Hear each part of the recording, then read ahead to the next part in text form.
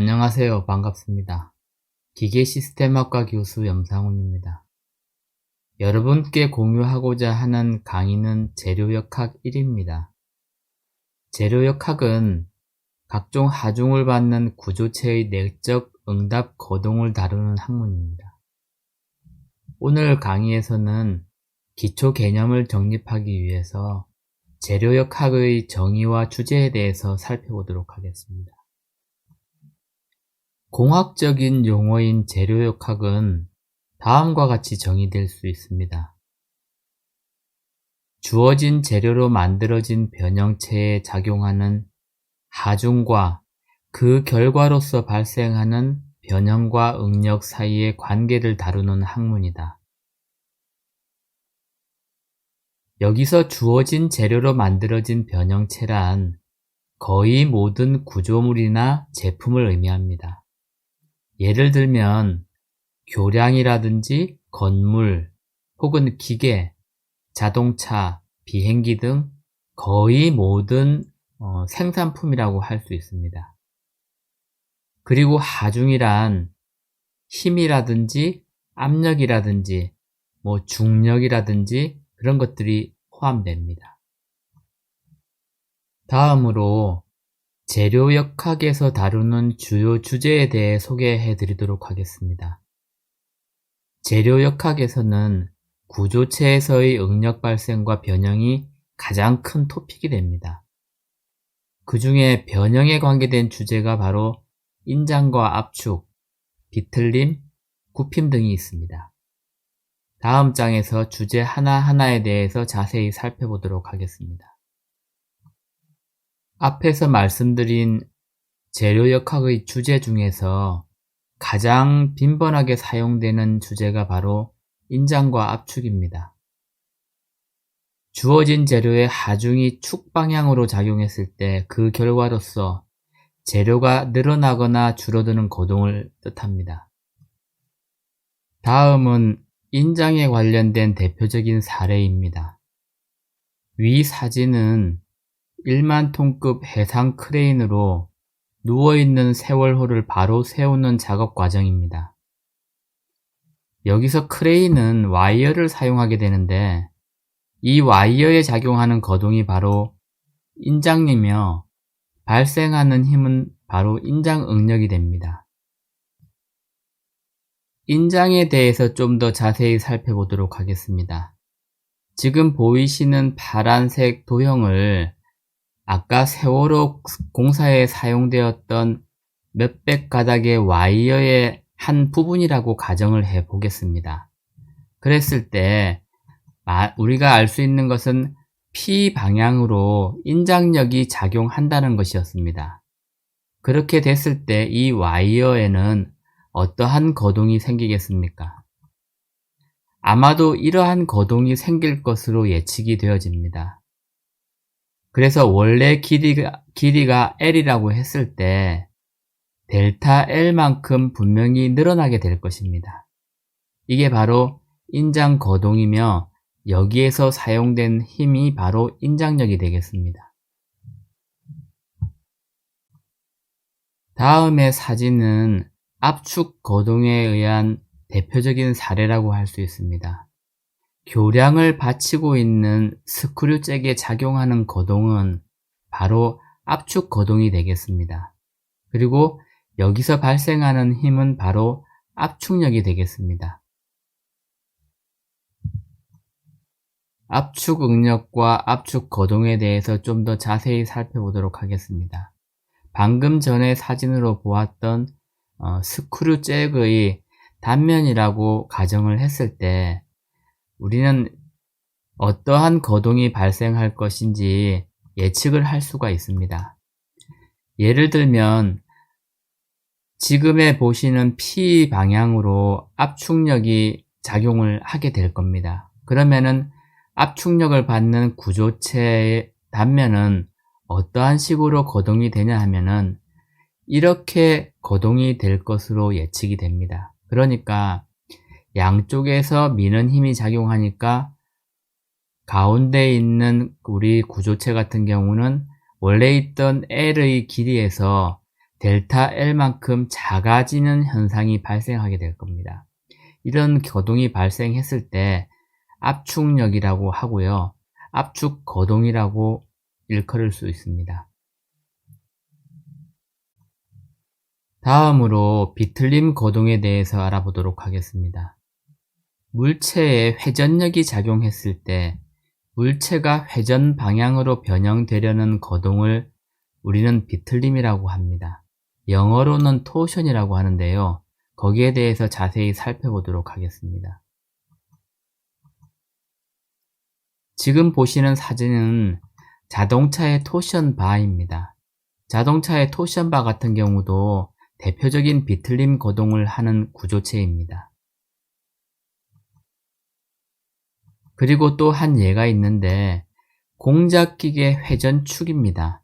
공작기계 회전축에 물려져 있는 공작물 같은 경우는 절삭 공구에 의해서 고정이 되려고 하는 힘이 있고요. 공작기계 회전에 의해서 회전하려고 하는 힘이 동시에 작용을 하게 됩니다. 그랬을 때 발생하는 것이 바로 비틀림이 되겠습니다. 다음으로 굽힘에 대해서 알아보도록 하겠습니다. 물체에 하중이 작용했을 때 물체가 힘의 방향으로 변형되는 거동을 우리는 굽힘이라고 합니다. 예를 들면은 우리가 스프링보드를 들 수가 있습니다. 다이빙을 하기 위해서 사람이 위로 점프를 하다가 다시 스프링보드에 내려앉았을 때 스프링보드는 하중의 방향으로 아래로 휘어지게 됩니다. 그런 것을 밴딩이라고 하게 됩니다. 지금 보시는 그림처럼 의자에 무거운 사람이 앉았을 때 의자가 가운데가 이렇게 휘어지는 현상이 발생할 것을 예측을 할 수가 있습니다.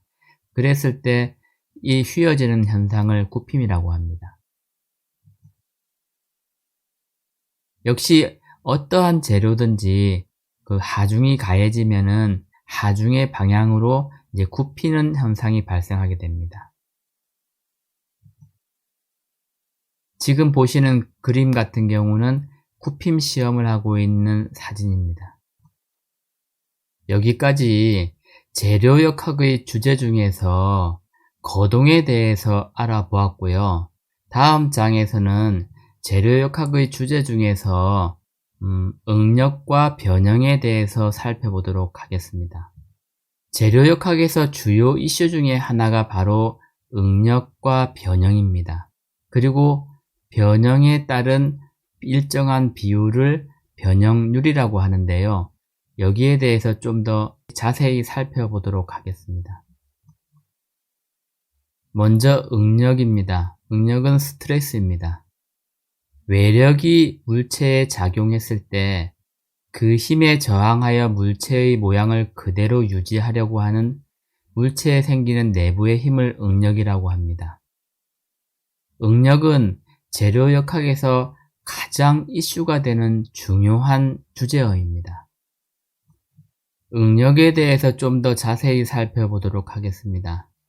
길이가 L이고 단면적이 A인 구조체가 있을 때 우리가 P 방향의 힘이 작용을 하게 됩니다. 지금 P 방향으로 작용을 하게 되는 힘은 인장력이 되겠습니다.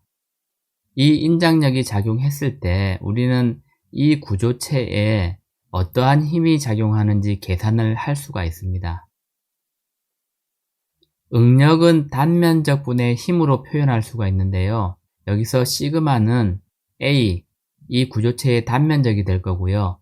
P는 잡아당기는 인장력이 될 겁니다. 그래서 여기서 발생하는 응력은 정의를 하게 되면 단위 면적당 힘이라고 할 수 있겠습니다. 이 응력을 구하는 공식은 대단히 중요하기 때문에 여러분들이 반드시 숙지를 하셔야 될 것 같습니다.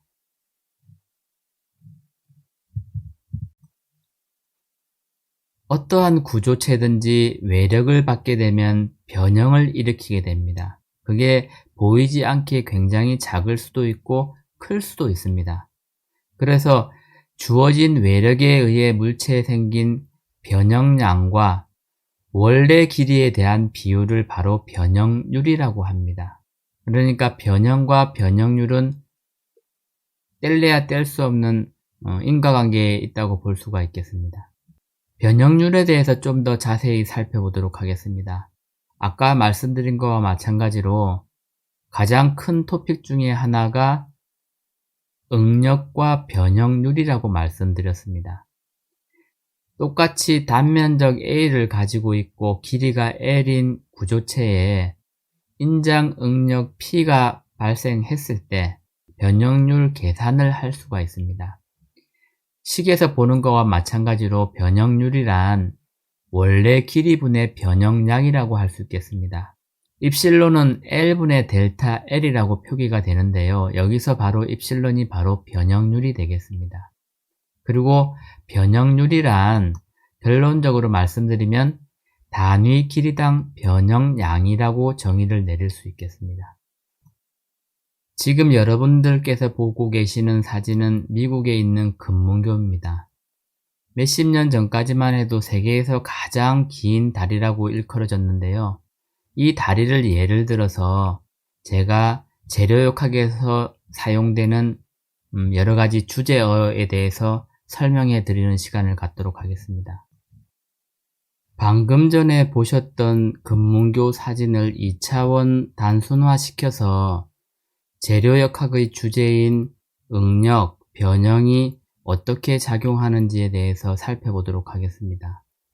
먼저 상상을 한번 해보실 수 있겠습니다. 이 다리 위에 많은 자동차가 지나가게 되면 어떠한 현상이 발생하게 될까요?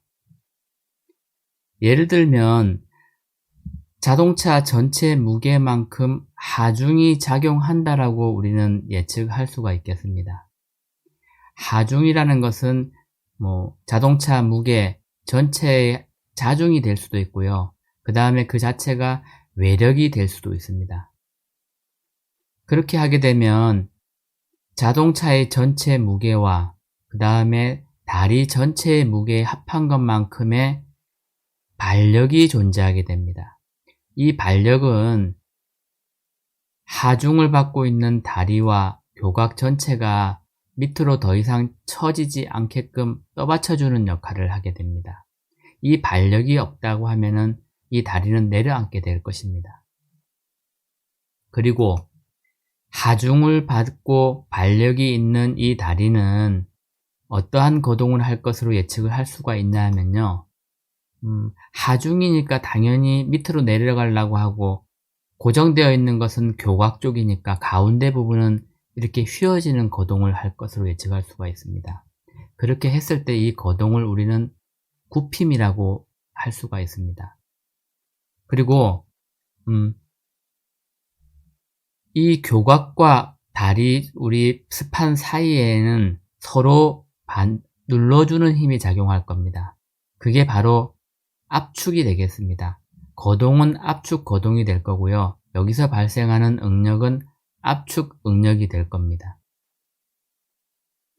그리고 이 다리가 쓰러지지 않게끔 지탱해주는 역할을 하는 와이어 같은 경우는요, 아까 크레인 와이어와 같이 인장력이 발생을 할 것 같습니다. 그래서 인장력을 이용을 해서 지금 이 전체 다리를 유지하고 버틸 수 있게끔 해주게끔 됩니다. 그리고 고정되어 있는 교각과 교각 사이에는 이제 모멘트라고 하는 힘이 작용하는데요. 그것은 다음 시간에 좀 더 자세하게 배우도록 하겠습니다. 그리고 마지막으로 중요한 것은 바로 이 다리에 발생하는 것 과연 무엇이냐 하는 겁니다. 바로 이 다리 전체에는 응력이라는 게 발생을 하게 됩니다. 스트레스라고 하는 보이지 않는 내부 응력이 발생하게 됩니다. 이게 굉장히 중요한 거고요. 우리 재료역학의 해석에서는 이 응력을 계산을 해야 합니다. 여기까지 제가 재료역학의 주제와 그 다음에 핵심 용어들, 거기에 대해서 살펴보았습니다. 이 내용은 굉장히 중요한 내용이고요. 여러분들이 의문이 들거나 필요한 경우에는 이 다리를 연상을 시켜서 작용하는 그 주제어에 대해서 연상을 해보면 굉장히 쉽게 이해할 수 있을 것 같습니다. 끝까지 경청해 주셔서 감사합니다. 다음 시간에 뵙도록 하겠습니다.